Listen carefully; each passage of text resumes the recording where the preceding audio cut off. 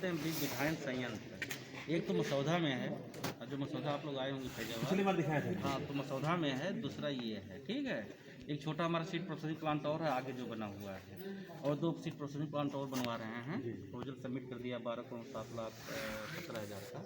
एक बहराइच में, एक और MES हमारा नेशनल रजिस्ट्रेशन वहाँ पर अगर अप्रूव्ड हो जाएगा, हो जाना चाहिए तो भी बन जाएगा। सब बलरामपुर की तरफ कुछ नहीं है आपका? एक्चुअली बलरामपुर की तरफ बहराइच है, तो बलरामपुर वो अच्छा वही हाँ, इतना कवर कर लें। हाँ कवर कर लेगा। हाँ, तो ये है। और सीड, जहाँ तक आप लोग आए हो सीड में आए हो ना, ये 2 वर्ड होता है, एक होता है सीड, दूसरा होता है ग्रेन। सुना है ना? सीड का मतलब होता है बीज, और ग्रेन का मतलब अनाज, सीरियल का मतलब सीरियल, फिर ग्रेन का मतलब तो सीरियल्स में सारे मतलब जितने अनाज होते हैं सब आ जाएंगे ना? आते तो हैं। ह्यूमन बीइंग में तो लेडीज और जेंट्स भी आते हैं, तो लेडीज जेंट्स बोलते हैं कि नहीं बोलते हैं। तो सीरियल मतलब अनाज हो गया, बीज का सीड मतलब बीज हो गया, ग्रेन का मतलब क्या होगा? हाँ, अन्न, दाना। हाँ, कोई पूछता है यार, जैसे यही गेहूँ है, ठीक है, गेहूँ है इस समय, हाँ धान भी है, एक तरफ रख लिया बीज रख दिया, एक तरफ गेहूँ का ही, दूसरा तरफ अन्न रख दिया, दोनों में अंतर क्या? वो भी गेहूँ है, ये भी गेहूँ है, तो हम इसको क्यों बीज बोलते हैं? ये 35 रुपये बिकता है, ये 15 रुपये बिकता है। बताइए आप लोग। दोनों में अंतर क्यों? जो अनाज की वो दाने जो फसल को उगाने के लिए उपयोग किए जाते हैं उसी को बीज कहते हैं। अच्छा, जो उगाने के लिए, जो घर पर खेती होती है, हाँ होती है कि नहीं खेती, तो क्या करते हैं घर वाले जो है उसी में से बो भी देते हैं, उसी में से गेहूँ जो है पिसा करके भी खाते हैं, तो क्या वो बीज है क्या? हाँ, अच्छा ट्रीट किया होता है। अब जो मान लो जो पैदा किए, घर पर खेती हुआ, उसको ट्रीट करके रख दिया, और जो ट्रीट करके नहीं रखा आटा के लिए, जो नहीं रखा वो बीज हो गया, जो ट्रीट करके रखा वो बीज हो गया, नहीं रखा वो सीड हो गया। सर ग्रेन में हर टाइप के मतलब आ जाएंगे, मतलब सही भी होंगे खराब भी होंगे, बट जो हमारा सीड होगा The grain which are able to grow. जो सही होंगे सब वही आएंगे। हाँ देखो, सीड वो होता है 4 ऐसी क्वालिटी है जिसके भाव को बोलते हैं क्वालिटी सीड, उन्नत बीज। सबसे पहला होता है high germination and bigger. Germination का होता है जमाव, वो कि अथवा Indian minimum seed certification standard, एक मानक निर्धारण किया गया है, उस स्टैंडर्ड से बराबर या ज़्यादा होगा वो बीज होगा। जैसे मान लो गेहूँ है, गेहूँ की स्टैंड तुम पढ़े होगे जर्मिनेशन परसेंट 85%, धान का पढ़े होगे 80%, मक्के का 90%, चने का 85%, और पल्सेस का 65-75% है। जो ग्रास होती है, दूब होती है, उससे 15 से 20% उसका जर्मिनेशन होता है। उससे नीचे जैसे गेहूँ है 85% है, वो तो बीज हो गया। 90 है तो और अच्छा है, 84 हो गया तो बीज नहीं कहलाएगा, क्या कहलाएगा? ग्रेन कहलाएगा। जर्म बिगर होता है वो ताकत, अगर सीड हमारा बिगरस है, ताकतवर है, तो पक्का है कि जमीन में आप बोओगे, आप डिजीज भी होता है ना, तो मान लीजिए डिजीज 3 तरह से होता है, आप जानती ही होगी। पहले सीड से होता है, एयरबॉर्न में होता है, सॉइल बॉर्न होता है। मान लो बीज आपने ट्रीट किया है, कमज़ोर बीज है, वो अगर जमीन बोया जो सॉइल बॉर्न कोई डिजीज है उससे लड़ेगा।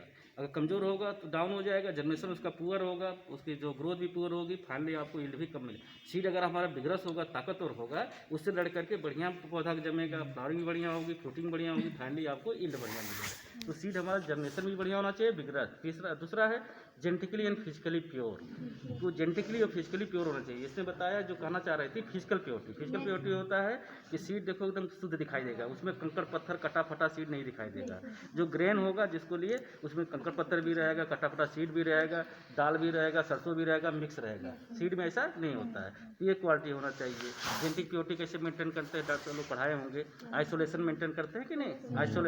आइसोलेशन से जिससे पृथक्करण दूरी, आइसोलेशन भी कई तरह से मेंटेन करते हैं, बताया होगा। एक डिस्टेंस से करते हैं, दूरी से करते हैं। दूसरा टेम्पोरल का टाइम आइसोलेशन, एक वैरायटी बोया, दूसरा जो है बोया कुछ देर बाद बोया, कुछ दिन बाद, एक में फ्लावरिंग आएगी, एक में फ्लावरिंग नहीं आएगी, तो उसमें क्रॉस पॉलिनेशन होगा नहीं होगा।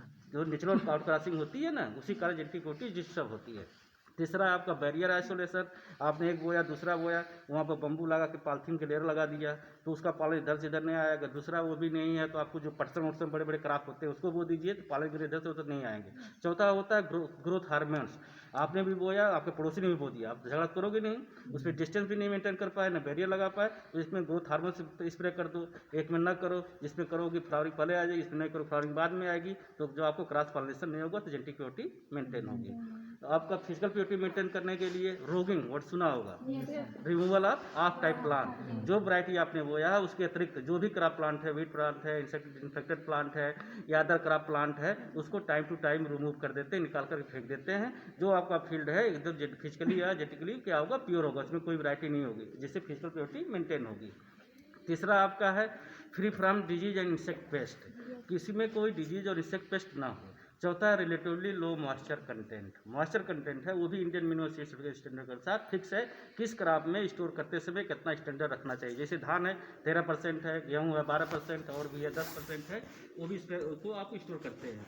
स्टोर भी आपने पढ़ा होगा, कंटेनर दो तरह कंटेनर आता है, एक वेपर प्रूफ कंटेनर होता है, एक ऑर्डिनरी कंटेनर।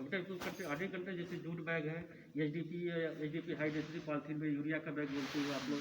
एक होता है पॉली लाइन जूट का नवास बैग, ऊपर का नीचे पॉलिथीन की लेयर लगी रहती है, ऊपर जूट होता है, चीनी का बैग देखा है कि नहीं देखा है, वो पॉली लाइन जूट का नवास बैग है, उसमें रखते हैं। ये तो ऑर्डिनरी कंटेनर हो गया। दूसरा होता है एयर टाइट कंटेनर, जैसे चिप्स का है, चिप्स का देखा है कि नहीं, उसमें चिप्स रख देते हैं एकदम एयर टाइट रहता है। हाँ, उसमें जो है वो मॉइस्चर अप एंड डाउन नहीं होता है। तो सीड को भी जो कास्टली सीड होते हैं जैसे, उसको एयर टाइट कंटेनर में उसको पैक करते हैं, उसका भी मॉइस्चर कंटेनर अलग तो अलग है, ठीक है। जैसे कोई 12% है उसको स्टोर करेंगे 8% पे। ये तो हमारा अगर सीड का मॉइस्चर अगर प्रॉपर वे में नहीं रहेगा तो सीड हमारा क्या होगा, जल्दी खराब हो जाएगा। अगर सीड को आप मिनिमाइज करती हो आप, तो अगर 5% तक ला दिया तो सीड के हमारे जो स्टोर आपको 4 साल तक रख सकती है। वही पूछता कि सीड की वाइबिलिटी कितने दिन होती है, तो 9 महीने होती है। आइसोलेशन को पढ़े होगे तुम लोग, गेहूँ जैसे वीट बार्ले ओट्स में 3 मीटर रखते हैं, किसी और क्रॉप में पढ़े होगे आप कैलीफ्लावर में 1600 मीटर तक रखते हैं। तो अब कोई पूछता कि 3 मीटर क्यों नहीं रखी, 4 मीटर क्यों नहीं रखा, 2 मीटर क्यों नहीं रखा, तो आइसोलेशन 3 मीटर इसलिए रखते हैं, जो उसका घर पॉलिन है 3 मीटर तक जाते जाते वो बेकार हो जाता है, डेड हो जाता है, इसलिए जो है क्रॉस पॉलिनेशन उसमें नहीं हो पाता है।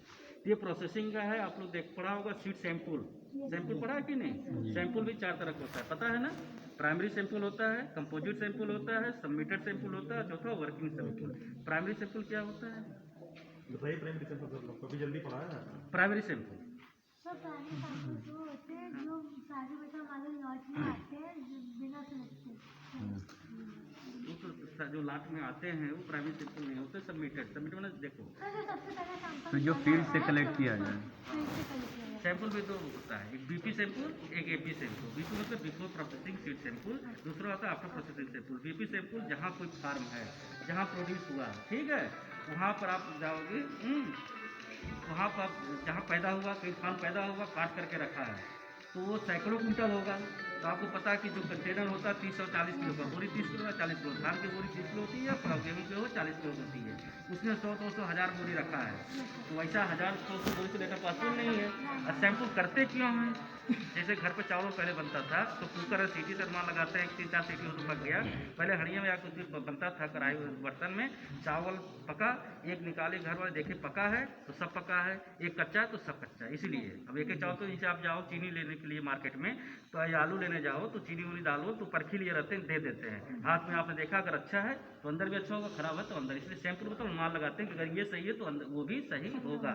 इसलिए आप गए 100-200 बोरी रखा है, हमने कहा सैंपल कर लाओ, तो सबसे तो लेने तो 10-20 बोरी से आपने थोड़ा ले लिया, जो 100 थोड़ा जो लिया वो कहलाता है प्राइमरी सैंपल। सबको मिला दिया, कंपोज माने मिलाना, सबको मिला दिया वो कहलाता है कंपोजिट सैंपल। आपने 100 थोड़ा लिया, सबको मिला दिया, मान लो 2 किलो है, ठीक है। वो भी इंडियन मिनिमम सीड स्टैंडर्ड के अनुसार फिक्स है, किस क्रॉप में कितना सबमिटेड सैंपल चाहिए। गेहूँ है जैसे मान लो 1 किलो लेते हैं, धान है तो 400 ग्राम लेते हैं, मक्का है तो 900 ग्राम लेते हैं, तम्बाकू टोबैको 25 ग्राम 75 ग्राम लेते हैं। नहीं पता चला 1 किलो है तो अब ले लिए, 1 किलो पैदा ही हुआ है, तो ऐसे लेके आते हैं। तो उसको आपने जो पहले थोड़ा लिया प्राइमरी हो गया, सबको मिला दिया कंपोजिट हुआ। उस कंपोजिट में से आपको जैसे गेहूं लेना 1 किलो लेना है, वो सबमिटेड सैंपल वो लैब में ला के सबमिट कर देते हैं। उसमें से आपको जर्मिनेशन हुआ, मॉइस्चर डिटर्मिनेशन हुआ, चाहे डिजीज इन्फेस्टेशन, चाहे जो भी आपको करना है लैब वर्क, उसमें से जो लेते हैं वो कहलाता है वर्किंग सैंपल। वो भी क्रॉप टू क्रॉप डिपेंड करता है। गेहूँ है तो 120 ग्राम लेंगे, अगर धान है तो आप 40 ग्राम लोगे, उसी से सारे चेक करते हैं, ये सैंपलिंग होता है, ठीक है। बीपी सैंपल जहाँ से फार्म से लेते हैं, बीपी सैंपल वो फिर प्रोड्यूस हुआ, यहाँ पर इंटेक हो रहा है, यहाँ पर प्रोसेसिंग होगा, प्रोसेसिंग के बाद फिर ये सैंपल जाता है लैब में, पुनः फिर चेक होता है, वो कहलाता है आफ्टर प्रोसेसिंग सीड सैंपल। फिर पास होता है, रिजल्ट बनता है, फिर कहा जाता है ये सीड पास है।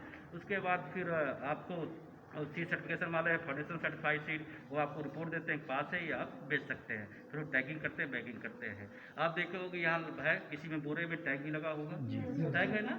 हाँ, सीड 4 तरह का होता है। कोई पूछता है क्लासेस ऑफ सीड, 4 तरह का है, nuclear seed, breeder seed, foundation seed and certified seed. एक सीड और भी है जिसको पहले रजिस्टर्ड सीड था, वो बंद हो गया। ठीक है, वो क्यों बंद हो गया?